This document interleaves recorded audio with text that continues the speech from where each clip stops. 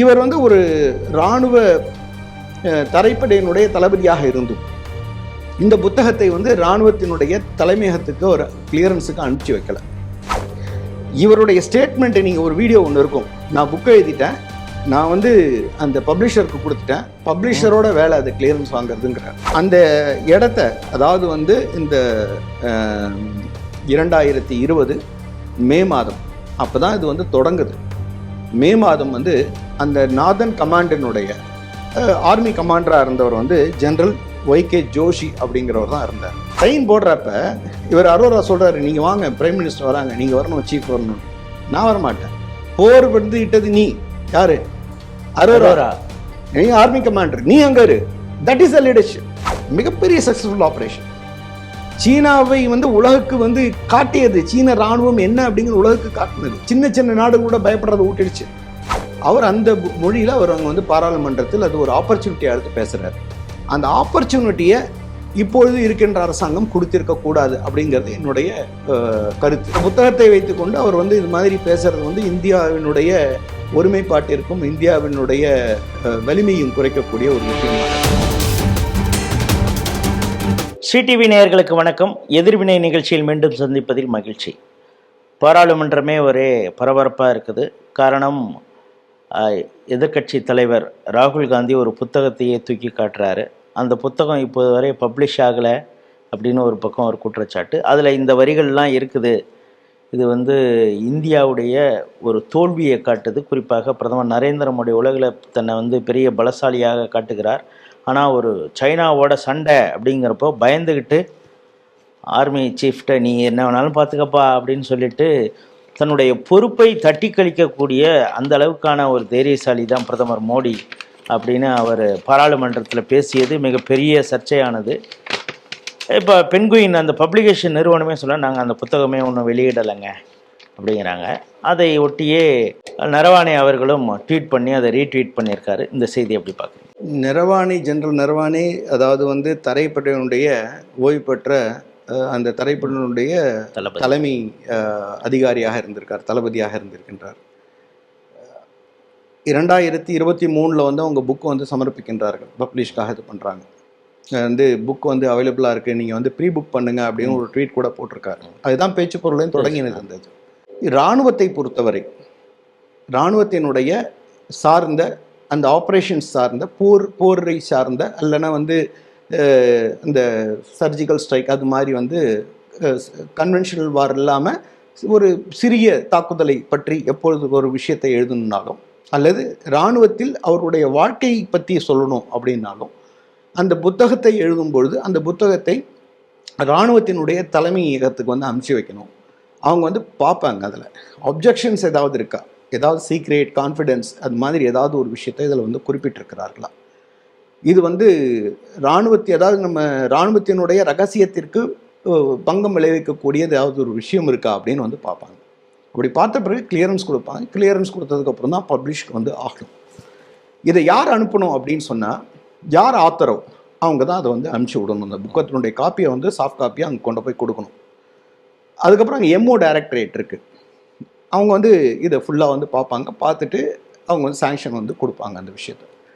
இப்படி பார்க்கும்பொழுது இராணுவ வீரர்கள் பல பேர் எழுதியிருக்காங்க. நீங்கள் பார்த்தீங்கன்னா வேர்ல்டு வார்லேருந்து ஆரம்பித்து இன்னி வரைக்கும் ஆப்ரேஷன் சிந்தூர் வரைக்கும் புக்கு வந்து பப்ளிஷ் ஆயாச்சு. பல புத்தகங்கள் நிறுத்தப்பட்டிருக்கின்றது. இவர் வந்து ஒரு இராணுவ தரைப்படையினுடைய தளபதியாக இருந்தும் இந்த புத்தகத்தை வந்து இராணுவத்தினுடைய தலைமையகத்துக்கு ஒரு கிளியரன்ஸுக்கு அனுப்பிச்சி வைக்கல. அனுப்பலையா? அனுப்பலை. இவர் அனுப்பி வைக்கவில்லை. இவருடைய ஸ்டேட்மெண்ட்டை நீங்கள் ஒரு வீடியோ ஒன்று இருக்கும், நான் புக்கை எழுதிட்டேன், நான் வந்து அந்த பப்ளிஷருக்கு கொடுத்துட்டேன், பப்ளிஷரோட வேலை அது கிளியரன்ஸ் வாங்குறதுங்கிறார். பப்ளிஷரோட வேலை கிளியரன்ஸ் வாங்குறது கிடையாது. நான் எழுதுகின்றேன், நான் ஆத்தர், நான் அனுப்புகிறேன். அதில் ஏதாவது கிளாரிஃபிகேஷன் இருந்தால் அவங்க ஆத்தரை தான் கேட்பாங்க, பப்ளிஷரை கேட்க மாட்டாங்க. சில பேராகிராஃபில் வந்து அவர்களுக்கு விளக்கம் தேவைன்னா அது விளக்கம் சொல்லுவாங்க. இல்லை அது வந்து இந்தியன் வந்து அஃபிஷியல் சீக்ரெட் ஆக்டுக்கு வந்து அது அகெயின்ஸ்டாக இருந்ததுன்னு சொன்னால் அதை வந்து நீக்க சொல்வார்கள். அதெல்லாம் நீக்கி அந்த இது செய்த பிறகு வந்து அவங்க வந்து அது கிளியரன்ஸ் வந்து கொடுப்பாங்க. அப்படி இருக்கும் பொழுது நரவானே அவர்கள் நாட்டினுடைய தளபதியாக தரைப்படையினுடைய தளபதியாக இருந்தும் அவர்கள் வந்து அனுப்பாதது மிகப்பெரிய ஒரு கேள்விக்குறியாக இருக்கின்றது. அதையும் தாண்டி இரண்டாவது நாம் பார்க்கும் பொழுது இதில் வந்து ஏதோ ஒரு விஷயம் வந்து அவங்களுக்கு கிளாரிட்டி வந்து இல்லை. இவங்க ஃபர்தர் அதை அட்ரஸ் பண்ணல, கிளியர் பண்ணல. அந்த பேராகிராஃபை டிலீட் பண்ணுறதோ அமெண்ட் பண்ணுறதோ என்ன செய்யணுமோ அதை வந்து பண்ணாத சமயத்தில் அது வந்து கிடப்பில் இருக்கின்றது. அது வந்து அவங்க வந்து கிளியரன்ஸ் இன்னும் அவங்களுக்கு கிடைக்கல. அப்படி இருக்கும்போது இதோட வந்து பப்ளிகேஷன்ஸ் வந்து ஸ்டாப் ஆயாச்சு. ப்ரீ புக் பண்ணவங்களுக்கு புக்கு கிடைக்கல, நின்று போயிடுச்சு. இல்லைப்பா, நான் என்ன கேட்குறேன், ஒரு ஆர்மி சீஃபாக இருந்தவர் ஒரு புத்தகம் எழுதுகிறாரு, அந்த பப்ளிஷருக்கு தெரியும்ல இது வந்து அவங்களுடைய டிபார்ட்மெண்ட் கிளியரன்ஸ் இருந்தால் தான் நம்மளால் பப்ளிஷ் பண்ண முடியும் அப்படிங்கிறப்ப எந்த வகையில் அவர்கிட்ட ஒத்துண்டாங்க? நான் வந்து அவங்கள்ட்ட கிளியரன்ஸ் நம்ம வாங்க முடியும்னு பப்ளிஷர் எப்படி முதல்ல நினைக்க முடியும்? இல்லை, பப்ளிஷர் வந்து தன்னோட சைடில் நாங்கள் கிளியரன்ஸுக்கு போனோம், எங்களுக்கு கிடைக்கலங்கிற வார்த்தையை அவங்க வந்து பப்ளிஷர் சொல்ல, நாங்கள் இது வரைக்கும் பப்ளிஷ் பண்ணலை அப்படின்னு தான் சொல்லியிருக்காரு. எங்களுடைய எந்த பிரதிகளும் கிடையாது, இதோடைய காப்பிரைட் வந்து கிண்டல்ல கூட இல்லை, எந்த ஃபார்மேட்லையும் டிஜிட்டல் ஃபார்மேட்டில் கிடையாது, ஹார்ட் புக் காப்பியில் கிடையாது, எதுலையுமே கிடையாது. எந்த ஃபார்மேட்லையும் டிஜிட்டல் ஃபார்மேட்டில் எதுலையுமே கிடையாது, பிடிஎஃப் ஃபார்மேட் எதுலையும் கிடையாது. அப்படி யாராவது இருந்தால் அது வந்து அகெயின்ஸ்ட் த ரூல் அது அப்படின்ட்டாங்க. அதே தான் என்னுடைய ஸ்டாண்டுன்னு நரவானே அவர் சொல்லிட்டார். இப்போ எனக்கு அதாவது வந்து நீங்கள் பார்த்தீங்கன்னா ஒரு புகழ்பெற்ற ஒரு டெலிவிஷன் சேனலில் நீங்கள் அந்த இதற்கு வந்து இந்த ப்ரொபகண்டாக்கு வந்து முக்கியமான காரணமாக இருந்த அந்த பத்திரிகையோட வந்து அவர் வந்து பேட்டி எடுத்துக்கிறார். அவர் பேட்டி எடுக்கும் பொழுது கரண் தாப்பர் பேட்டி எடுக்கிறார். கரண் தாப்பர் பேட்டி எடுக்கும் பொழுது அவர் நிறையா வந்து அவங்க குற்றச்சாட்டு வந்து வச்சுருக்காங்க. அப்போ தான் தெரியுது என்னென்ன குற்றம் அப்படின்னு பார்க்கும் பொழுது தெரிகின்றது. அப்போ ஜெனரல் நரவானே அவர்கள் வந்து என்ன கூறியிருக்காருன்னா, திடீர்னு வந்து இராணுவம் வந்து முன்னாடி வந்து சீனா இராணுவம் நின்று விட்டது. உடனே நான் வந்து கால் பண்ணி கேட்டேன் என்ன பண்ணுறதுன்னு. எனக்கு வந்து ஒரு 2 மணி நேரம் கழித்து வந்து எது நீங்கள் செய்யணுமோ உச்சித்தமோ அது செய்யுங்கள் அப்படின்னு வந்து சொல்லிட்டாங்க அப்படிங்கிறாங்க. அப்படி நான் அங்கு தனியாக இருந்தேன் அப்படின்னு ஒரு அடுத்த ஒரு வார்த்தையை ராகுல் சேர்த்து சொல்றாரு. நான் வந்து என்ன பண்றதுன்னு தெரியாம அந்த நேரத்துல நான் தனியாக விடப்பட்டேன், பொட்டேட்டோ மாதிரி என் கையில வந்து அவங்க வந்து இதை கொடுத்துட்டாங்க அப்படின்னு வந்து சொல்றதா நரவானே சொல்றதா அதுல வந்து இருக்கு. என்னுடைய ஒரே ஒரு கேள்வி என்னென்னா, அந்த இடத்த அதாவது வந்து இந்த 2020 மே மாதம் அப்போ தான் இது வந்து தொடங்குது. மே மாதம் வந்து அந்த நார்தன் கமாண்டினுடைய ஆர்மி கமாண்டராக இருந்தவர் வந்து ஜெனரல் ஒய்கே ஜோஷி அப்படிங்கிறவர் தான் இருந்தார். அவர் தன்னுடைய பேட்டியில் வந்து கிளியராக சொல்கிறார். அவர் இப்போ கொடுத்த பேட்டியில், இதுக்கு முதல்ல கொடுத்த பேட்டியில் சொல்கிறார் எப்படி வந்து இது நடந்தது அப்படிங்கிறப்ப அவர் சொல்கிறார், நான் வந்து 5ஆம் தேதி மே 5 வந்து நான் ஹெலிகாப்டரில் நான் பார்டரை சுற்றி நான் பார்க்குறப்ப கால்வான் கிட்ட வந்து அவங்களுடைய சைடில் அதாவது வந்து சீனாவுடைய பார்டர் சைடில் ஒரு ஹெலிகாப்டர் கீழே இறங்கியிருந்தது. அது வந்து சாதாரணமாக இது மாதிரி எந்த இடத்துலையும் நடக்காது. அப்பயே எனக்கு பொறி தட்டினது, ஏன் வந்து ஹெலிகாப்டரில் அவங்க வந்து கீழே வந்து பார்டர் சைடில் இறங்குறாங்கன்னு சொல்லிட்டு அப்படின்னு. அப்பயே நான் வந்து அலர்ட் ஆனோம். அதுக்கப்புறம் பார்த்தோன்னா 7, 8, 9 இந்த நிலையில் நிறைய இராணுவ வீரர்கள் குவிக்கப்பட்டார்கள். உடனடியாக நாமளும் வந்து அதுக்கேற்ற மாதிரி நாங்கள் வந்து ஒரு பிரிகேடை வந்து மூவ் பண்ணோம். எந்தெந்த இடத்துல அவர் இருந்தோம் அங்கே நாங்கள் எங்களுடைய பிரிகேடை மூவ் பண்ணோம் அப்படின்னு வந்து சொல்கிறாரு. அதுக்கப்புறம் அவர் சொல்கிறாரு, அதை இதில் 6th June core commander meeting வைக்கிறாங்க. கோர் கமாண்டர் மீட்டிங், இந்திய இராணுவம் சீன இராணுவம் 2 கோர் கமாண்டர்ஸ் லெஃப்டினன்ட் ஜெனரல் ரேங்க்ல இருக்கிறவங்க மீட்டிங் அவ்வளோ நடந்தது கிடையாது. ஹிஸ்ட்ரியை திருப்பி பார்க்கும்பொழுது பிரிகேடு கமாண்டர் அது மாதிரி வந்து நீங்கள் டிவ் கமாண்டர் மீட்டிங் தான் நடக்கும். கோர் கமாண்டர் மீட்டிங் அறிவிப்பு கொடுப்பாங்க, ஆனால் கோர் கமாண்டர் வந்து மீட் பண்ண மாட்டாங்க. அவங்களுடைய சார்பாக மேஜர் ஜெனரல் இருக்கிறவங்க தான் வந்து மீட் பண்ணுவாங்க. ஆனால் முதன்முறையாக கோர் கமாண்டர் வந்து 6th ஜனவரி வந்து மீட் பண்ணுறாங்க. 2 பேரும் மீட் பண்ணுறாங்க. ஒரு நாள் பகல் இரவு வரைக்கும் நடக்குது. எங்கெங்கே வந்து அவங்க ஆக்கிரமிப்பு நீங்கள் செஞ்சுருக்கீங்க, நீங்கள் திரும்பி போகணும் அப்படின்னு வந்து இந்திய இராணுவம் ரொம்ப ஸ்ட்ராங்காக சொல்லுது. நாங்கள் வந்து ஒவ்வொரு இடத்துலேருந்து நாங்கள் முதல்ல இந்த கால்வான்லேருந்து போகிறோம், நாங்கள் அங்கேருந்து போகிறோம் அப்படின்னு சொல்லிட்டு அவங்க நார்த் பேங்க்லேருந்து போகிறோம், சவுத் பேங்க்லேருந்து போகிறோம்னு சொல்லிட்டு பல இடங்கள் ஆக்கிரமிப்புலேருந்து ஒன்று ஒன்றா நாங்கள் போகிறோம், ஒன்று முடிஞ்ச உடனே இன்னொரு மீட்டிங் வைக்கலாம் அப்படின்னு அவங்க சொல்கிறாங்க. அப்போ ஒரு உடன்படிக்கை ஒன்று வருது. ஒரு போஸ்ட் வந்து பாவணுன்னா அங்கே அப்சர்வேஷன் போஸ்ட்னு ஒன்று போட்டுக்கலாம். நீங்கள் எப்படி போகிறீங்க நாங்கள் பார்க்குறோம், நாங்கள் எப்படி போகிறோம் நீங்கள் பாருங்கள் அப்படின்னு அப்சர்வேஷன் போஸ்ட் ஒன்று போடுங்க அப்படின்னு சொல்கிறாங்க. அப்படி அப்சர்வேஷன் போட்டது தான் பெட்ரோல் பாயிண்ட் 14 அந்த டென்ட்டு. அப்போ அந்த டென்ட் வந்து அகற்றப்படவில்லை அப்படிங்கிறப்ப தான் இவங்க வந்து ஜூன் மாதம் 15ஆம் தேதி கர்னல் பாபு அவங்களுடைய டீம் போயிட்டு நீங்கள் இந்த இடத்த வந்து காலி பண்ணுங்கள், நீங்கள் அப்சர்வேஷன் போஸ்ட்லாம் போகிறோம், நீங்கள் கிளம்புங்க அப்படிங்கிறப்ப அவங்க வைலண்ட்டாக பிஹேவ் பண்ணுறாங்க. இவங்க நாங்கள் அப்போ எங்களுடைய போஸ்ட் நாங்கள் போட்டுக்கிறோம், நீ போட்டுக்கிறீங்களே நாங்களும் போட்டோம், இவங்க போடுறப்ப தான் அந்த கைகலப்புங்கிறது வருது அப்படின்னு சொல்கிறாரு. ஜெனரல் நரவானேனுடைய ஸ்டேட்மெண்ட்டாக மீடியாவில் சொல்லக்கூடிய விஷயம் என்னென்னா, இவருக்கு வந்து இந்த கிளாஷ் வந்த விஷயமும் தெரியாது, அந்த ஆர்மி கமாண்டர் எனக்கு சொல்லவும் இல்லை, எனக்கு எதுவுமே தெரியாது. எப்போ அவர் அந்த இதில் அதாவது வந்து ஆகஸ்ட் மாதம் 29ஆம் தேதி 30ஆம் தேதி இன்சிடென்ட்ஸை சொல்கிறாரு. ஆகஸ்ட் 30ஆம் தேதி இன்சிடென்ட்ஸு சவுத் பேங்க்கில் கைலாஷ் மானசரோவர் போகக்கூடிய அந்த தொடரில் வந்து நம்ம அந்த ஹைட்டில் இருந்தோம், கீழேருந்து சீன ராணுவம் வந்து மேலே வந்திருக்கு, ஐ டு ஐ வந்து இருக்குது, கண் சிமிட்டும் நேரத்தில் போர் தொடங்க கூடுங்கிற நிலையில் இருக்குது. இப்போ நான் என்ன செய்கிறதுன்னு நான் கேட்டேன். அப்படிலாம் கிடையாது. இந்த ப்ராப்ளம் இருக்குங்கிற விஷயம் ஆர்மி ஹெட் குவார்ட்டருக்கு மே மாதம் 5ஆம் தேதியிலிருந்தே வந்து சிட்ரப் போயாச்சு, இன்ஃபர்மேஷன் கொடுத்தாச்சு. கல்வானுடைய கலவரம் வந்தாச்சு. கலவரத்துக்கு அப்புறம் மிகப்பெரிய வந்து டிப்ளாய்மெண்ட் ஆச்சு. இந்திய ராணுவம் 50,000 ராணுவ வீரர்களை டிப்ளாய்மெண்ட் பண்ணியிருக்காங்க. தரைப்படையினுடைய உங்களுக்கு வந்து கன் மீடியம் கன்லேருந்து ஆரம்பித்து தரைப்படையினுடைய எல்லா அங்கங்களையும் அவங்க வந்து டிப்ளாய்மெண்ட் பண்ணியிருக்காங்க. அது மாதிரி நீங்கள் விமானப்படை டிப்ளாய்மெண்ட் ஆகிருக்கு. நம்ம கப்பற்படை வந்து அதுக்கேற்ற மாதிரி நம்ம டாக்டிக்கல் மூவ்மெண்ட் நிறையா நம்ம வந்து பண்ணியிருக்கோம். போர் வருங்கிற கண்டிஷனில் நமக்கு இருந்தது. அந்த கால்வானுடைய அந்த இன்சிடென்ட்ஸ் 15 ஜூன் நடந்ததற்கு பிறகு மிகப்பெரிய டிப்ளாய்மெண்ட் அவங்களும் பண்ணாங்க, நம்மளும் அதுக்கு ஈக்குவல் சேம் அண்ட் ஈக்குவல் ப்ரொபோர்ஷன்ஸில் நம்ம பண்ணுறோன்னு சொல்லியே நம்ம வந்து பண்ணினோம்.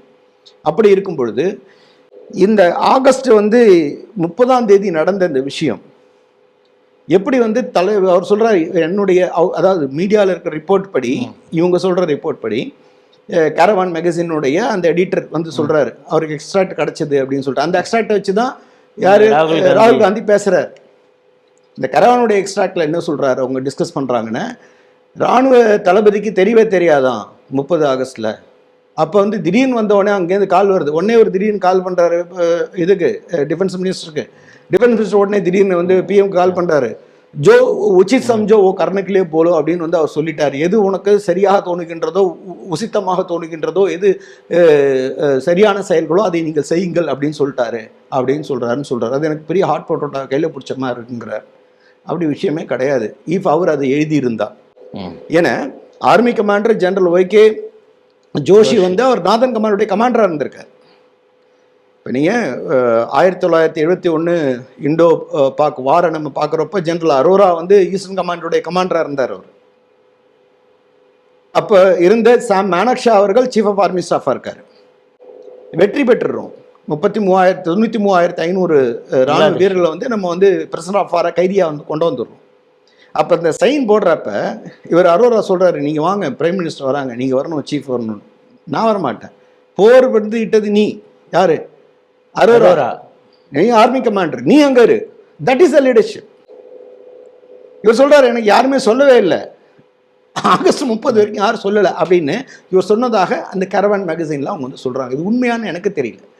என்னுடைய என்ன அப்படின்னா, இவர் இவ்வளவு பெரிய வந்து ஒரு நாட்டில் வந்து மிகப்பெரிய ஒரு கொந்தளிக்கக்கூடிய சர்ச்சை உருவாகக்கூடிய ஒரு பெரிய பிரச்சனை நடந்துகிட்ருக்கு, நாட்டினுடைய பாதுகாப்பிற்கான ஒரு மிகப்பெரிய பிரச்சனை. அப்படி இருக்கும் பொழுது ஓய்வு பெற்ற இராணுவ தளபதி ஏன் வந்து மீடியாவை பார்த்து ஏன் வந்து உண்மையை உள்ளபடி ஏன் பேச மாட்டேங்கிறார்? கேரவான் மேகசினில் சொன்னது இவர் சரின்னு அது சரின்னு சொல்லணும்.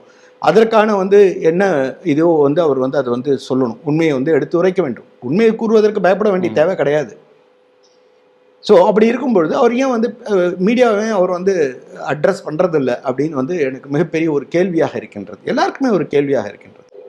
இதுக்கு முன்னால் இருந்த பல பேட்டிகளில் வந்து சீனாவுக்கு இந்திய இராணுவம் எப்படி பதிலடி, இவ்வளவு சுதந்திரம் பெற்ற பிறகு இந்தியா இப்படி ஒரு பதிலடியை சீனாவுக்கு கொடுத்தது இல்லைன்னா அவரே ஸ்மிதா பிரகாஷ் அவங்களுக்கு கொடுத்த பேட்டிலாம் சொல்லியிருக்காரு. ஆனால் புத்தகத்தில் அவர் இப்படி எழுதியிருக்காருன்னு சொல்லும் பொழுதே ஒரு குழப்பமாக இருக்கிறது. சார் இந்த ஜெனரல் ஒய்கே ஜோஷி அவர் வந்து ஒரு புத்தகம் வந்து எழுதியிருக்காரு. அதாவது வந்து ஹூ டேர்ஸ் வின்ஸ் அப்படின்னு சொல்லிட்டு ஒரு புத்தகம் எழுதியிருக்காரு. பேஜ் நம்பர் 225 நீங்கள் படிங்க. அதில் அந்த 29-30 ஆகஸ்ட் வந்து என்ன நடந்தது அப்படின்னு வந்து ரொம்ப கிளியராக சொல்கிறார். 29 ஆகஸ்ட் வந்து இவர்கள் எதிர்பார்க்கவில்லை. இவங்க வந்து சீனர்கள் வந்து அந்த மேல் பகுதியில், அதாவது வந்து அந்த கைலாஷ் மானசரனுடைய அந்த ரிட்ஜஸ்னுடைய அவருடைய ஹெட் குவார்ட்டர்ஸ் வந்து தனியாக வந்து அவங்க வந்து நியமித்து பெரிய மூவ்மெண்ட் பண்ணி கொண்டு வந்துடுறாங்க. இவர்களுக்கு உடனடியாக டெய்லியே வந்து மூவ் பண்ணுறாங்க. அவங்க ராத்திரிலாம் இப்போ அது மூமெண்ட் வந்து நைட்டு தான் இருக்கும். உங்கள் டெய்லியே சீனர்கள் வந்து மூவ் பண்ணி கொண்டு வராங்க. அது வந்து திபெத்தியன் பிளாட்டோ. அது அவங்க ஈஸியாக வந்து ஓப்பனில் வந்து வரலாம். நம்ம மலை மேதி ஏறணும், நமக்கு தான் கஷ்டம். கடகடனை வந்து அவங்க வந்து பண்ணிட்டாங்க உடனடியாக. நம்மளுடைய அப்போது அங்கே இருந்த ஆர்மி கமாண்டர் வந்து என்ன செய்கிறாரு, தன்னுடைய ஸ்பெஷல் ஃபோர்ஸ் எல்லாம் அமுச்சு, ஈவன் வந்து ஏர்ஃபோர்ஸினுடைய இது பண்ணி கோஆர்டினேஷன் பண்ணி பெரிய ப்ரோக்ராம் நடக்குது. இப்போ நீங்கள் பார்த்தீங்கன்னா ஹெலிகாப்டரில் வந்து மீடியம் கன்ஸ்லாம் லிஃப்ட் பண்ணி கொண்டு போகிறாங்க மேலே. அது மாதிரி வந்து இன்ஃபென்ட்ரி மெக் இன்ஃபென்ட்ரிலாம் அங்கே கொண்டு போகிறாங்க. பல விஷயங்களை வந்து அங்கே கொண்டு போய் மூவ்மெண்ட் பண்ணி மிகப்பெரிய ஒரு டிப்ளாய்மெண்ட் வந்து பண்ணுறாங்க. அப்படி பண்ணும்பொழுது இராணுவ தளபதிக்கு இந்த விஷயம் தெரியாமல் இருக்கிறது வாய்ப்பே கிடையாது. கோஆர்டினேஷன் தோடு நடக்குது, ஏர்ஃபோர்ஸோடு நடக்குது. ஏர்ஃபோர்ஸ் வந்து கோஆர்டினேட் பண்ணி பஞ்சாபில் இருக்கக்கூடிய யூனிட்டு, அப்புறம் வந்து மத்திய பிரதேசத்தில் இருக்கக்கூடிய யூனிட்டு, உத்தரப்பிரதேசில் இருக்கக்கூடிய இராணுவ வீரர்கள்லாம் அங்கேருந்து கொண்டு போய் டிப்ளாய்மெண்ட் வந்து பண்ணுறாங்க. ஸோ அப்படி இருக்கும்பொழுது அவர்களுக்கு வந்து இது தெரியல அப்படின்னு சொல்கிறது வந்து வாய்ப்பு கிடையாது. ரெண்டாவது வந்து குவிட் ப்ரோ கியூ அப்படின்னு சொல்லுவோம், QPQ அப்படின்னு சொல்லுவோம். இது வந்து ஒரு பிளான் பண்ணி நம்ம அட்டாக் பண்ணக்கூடிய ஒரு விஷயம். அது வந்து பிளான் பண்ணிட்டாங்க. 29 பிளான் பண்ணி 30 நம்ம வந்து செய்கிறோம். நம்மளுடைய இராணுவத்தை அந்த மீடியம் இதை வந்து கன்ஸை வந்து நம்ம கொண்டு வந்துட்டு கீழே வந்து கொண்டு வந்துட்டு நம்மளுடைய வந்து ஆர்மர்டு வந்து மூவ் பண்ணி அதை வந்து நிறுத்தி வச்சாச்சு. அந்த அதாவது வந்து சீனர்கள் நம்ம வந்து உச்சியில் இருக்கோம், மலை உச்சியில் வந்து நம்ம இருக்கோம், சீனர்கள் வந்து கீழே இருக்காங்க. மேலேருந்து நம்ம வந்து டவுன் பண்ணி இங்கே நிற்க வச்சுட்டோம். இவங்களை வந்து அட்டாக் பண்ணுற அந்த பொசிஷனில் கொண்டு போய்ட்டோம். இவங்களும் வந்து இப்படி மூவ் பண்ணிட்டாங்க. ஆனால் நமக்கு தான் வந்து மிகப்பெரிய வெற்றி, அட்வான்டேஜ் மேலே இருக்கிறது. ஒரு இராணுவ வீரர் கீழே இருக்கிற 10 இராணுவ வீரருக்கு வந்து சமம். நார்மலாகவே நம்ம ஒரு இராணுவ வீரர் 100 பேருக்கு சமம். இவர் சொல்கிற மாதிரி, ரஜினிகாந்த் சொல்கிற மாதிரி, நான் ஒரு வாட்டி சொன்னால் 100 வாட்டி சொல்கிற மாதிரி, உண்மையாகவே வந்து ஒரு இராணுவ வீரர் மற்ற இராணுவ வீரர் கம்பேர் பண்ணுறப்ப 100 இராணுவ வீரருக்கு சமம். அது உயரத்தில் போனால் 200 இராணுவ வீரருக்கு சமமானவர்கள். அப்படி இருக்கும்பொழுது மிகப்பெரிய ஒரு பின்னுக்கு தள்ளப்பட்டதால் அவர்கள் வந்து பேச்சுவார்த்தைக்கு அவர்கள் பணிவாக வந்து வந்தார்கள் அப்படின்னு அவர் சொல்கிறார். இது முதல்ல அவங்களுடைய வந்து ஃபிசிக்கல் அண்ட் சைக்கலாஜிக்கல் பிஹேவியரே வேறு மாதிரி இருந்தது. நாங்கள் ஃப்ளாக் மீட்டிங் வைக்கிறப்ப இந்த நிகழ்வுக்கு பிறகு பணிவாக வந்தாங்க அப்படிங்கிறார் அவர். அதுக்கப்புறம் தான் வந்து அந்த டிஸ்எங்கேஜ்மெண்ட் ஆகி அடுத்த வருஷம் பிப்ரவரி கிட்டத்தட்ட வந்து அந்த டிஸ்எங்கேஜ்மெண்ட்டும் முழுமையாக சென்றது. அப்படி இருக்கும்பொழுது இது மிகப்பெரிய ஒரு சக்ஸஸ்ஃபுல் ஆப்ரேஷன். அது மிகப்பெரிய சக்ஸஸ்ஃபுல் ஆப்ரேஷன். சீனாவை வந்து உலகுக்கு வந்து காட்டியது. சீன இராணுவம் என்ன அப்படிங்கிற உலகுக்கு காட்டினது. சின்ன சின்ன நாடுகள் கூட பயப்படுறதை ஊட்டிடுச்சு. எல்லோரும் மிகப்பெரிய ஒரு ஜெய்ஜாண்டிக்கான ஒரு ஒரு ஒரு மனசில் வந்து நினச்சிட்டு இருந்தாங்க, இராணுவம் மிகப்பெரிய இராணுவம் அதுன்னு. ஒன்றும் இல்லை, போனால் பயந்துருவான் அப்படிங்கிற மாதிரி கதையில் வந்து உலகத்திற்கு எடுத்து காட்டியது வந்து இந்திய இராணுவம். அது ஒரு பெரிய வலிமையோடு எதிர்த்து நின்று நம்மளுடைய நாட்டினுடைய இந்த அந்த அதாவது முக்கியத்துவத்தையும், மக்களுடைய முக்கியத்துவத்தையும், நாட்டினுடைய முக்கியத்துவத்தையும் உலகுக்கு எடுத்து காட்டியது அப்படின்னு நம்ம வந்து சொல்லலாம். இது இவ்வளோ பெரிய ஒரு சக்ஸஸை வந்து ஒரு இராணுவ தளபதியாக இருந்து செய்துவிட்டு இந்த புத்தகத்தை எழுதும்போது பல விஷயத்தை வந்து எழுதலாம். அடுத்த தலைமுறை, அடுத்து வரக்கூடிய இராணுவ வீரர்களுக்கு, இராணுவ அதிகாரிகளுக்கு இது ஒரு பாடப்புத்தகமாக போகுது.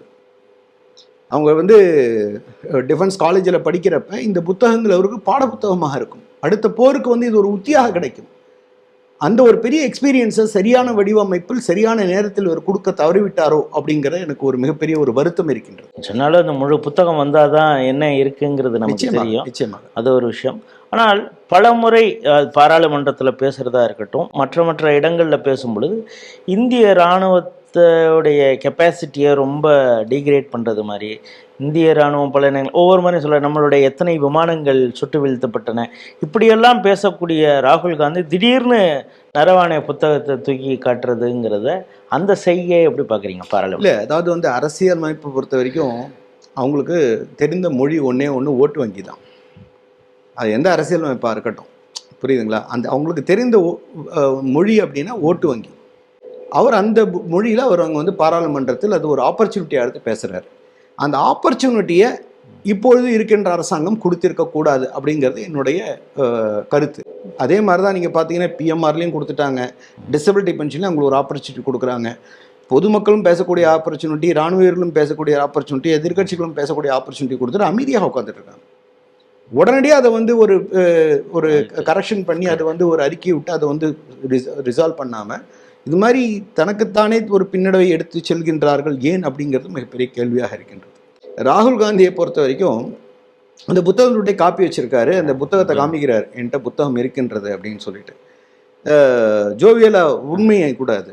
நீங்க பாத்தீங்கன்னா இந்திய அரசமைப்பு சட்டம் சொல்லிட்டு ஒரு இவ்வளவு நீட்டு ஒரு சேப்பு கலர் சேப்பு கலர் புத்தகத்தை அது திறந்து பார்த்தா ஃபுல்லா எல்லாம் காலி பேப்பர் உள்ள இருந்தது. அதே மாதிரி இதுவும் வந்து ஒரு வீடியோ ஒன்று வந்திருக்கு. அது திறந்து படிக்கிறார், ஃபுல்லா திறந்து காமிக்கிறார், உள்ள ஃபுல்லா வெள்ளையா இருக்கு. ஸோ இது மாதிரி ஒரு பப்ளிஷ் ஆகாத ஒரு புத்தகத்தை கரவான் மாதிரி இருக்கக்கூடிய இடதுசாரி சிந்தனை கொண்ட நாட்டை பிளவாடக்கூடிய ஒரு செய்தி நிறுவனம், அதுவும் வந்து அமெரிக்காவில் இருந்து கொண்டு அந்த எடிட்டர் இருந்துட்டு அங்கேருந்து வந்து வெளியிடுறதை வச்சு ஒரு அங்கீகரிக்கப்படாத, ரெண்டாவது வந்து ஒரு வெளியிடப்படாத அங்கீகரிக்காத ஒரு புத்தகம். அது வெளியிடப்படாத புத்தகம்ங்கிறது ஒரு விஷயம், அங்கீகரிக்காத ஒரு புத்தகம். அந்த புத்தகத்தை வைத்துக்கொண்டு அவர் வந்து இது மாதிரி பேசுறது வந்து இந்தியாவினுடைய ஒருமைப்பாட்டிற்கும் இந்தியாவினுடைய வலிமையும் குறைக்கக்கூடிய ஒரு விஷயமாக இருக்கும் அப்படின்னு நினைக்கிறேன். ஸோ இந்த நிகழ்ச்சியை பார்த்து கொண்டிருக்கிற நேயர்களுக்கு ஒரு முழு பரிணாமம் புரிஞ்சிருக்கும் அப்படின்னு நம்புகிறேன். அந்த இஷ்யூ, அதற்கு பின்னால் இருக்கக்கூடிய அரசியல், உண்மையிலேயே அந்த நேரத்தில் என்ன நடந்தது போன்ற பல தகவல்களையும் அவங்க தெரிஞ்சிருக்கும். நம்முடைய ஸ்டூடியோவுக்கு வந்து மிக சிறப்பான முறையில் எங்களை தெளிவுபடுத்தின விதத்திற்காக திரு தியாகராஜன் அவர்களுக்கு ஸ்ரீ டிவி நேயர்கள் சார்பாக நன்றி தெரிவிக்கிறேன். நன்றி, வணக்கம், ஜெய்ஹிந்த், ஜெய் பாரத், வந்தே மாதரம்.